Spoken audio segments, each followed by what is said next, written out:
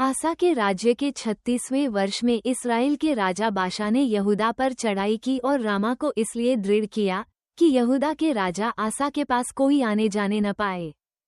तब आसा ने यहोवा के भवन और राजभवन के भंडारों में से चांदी सोना निकाल दमिश्कवासी अराम के राजा बेंद के पास दूत भेजकर यह कहा कि जैसे मेरे तेरे पिता के बीच वैसे ही मेरे तेरे बीच भी वाचा बंधे।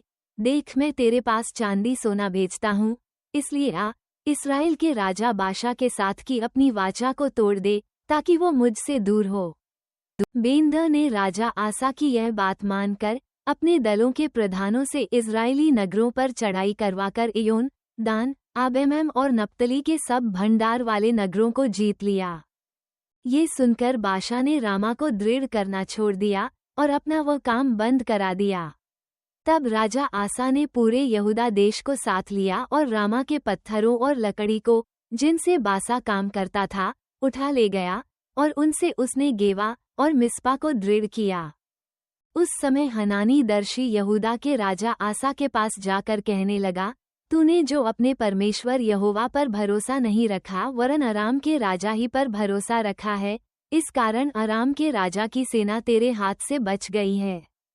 क्या कूजियों और लूबियों की सेना बड़ी न थी, और क्या उसमें बहुत ही रथ और सवार न थे? तो भी तूने यहोवा पर भरोसा रखा था, इस कारण उसने उनको तेरे हाथ में कर दिया। देख, यहोवा की दृष्टि सारी पृथ्वी पर इसलिए फिरती रहती है कि जिनका मन उसकी ओर निष्कपट रहता है, उनकी सहायता में वो अपना सामर्थ्य दिखाए। तूने ये काम मूर्खता से किया है, इसलिए अब से तू लड़ाइयों में फंसा रहेगा। तब आसा दशी पर क्रोधित हुआ और उसे काठ में ठोंकवा दिया, क्योंकि वो उसकी ऐसी बात के कारण उस पर क्रोधित था। और उसी समय से आसा प्रजा के कुछ लोगों को पीसने भी लगा। आदि से लेकर अंत तक आसा के काम यहूदा और इस्राएल के राजाओं के वृत्तांत में लिखे हैं।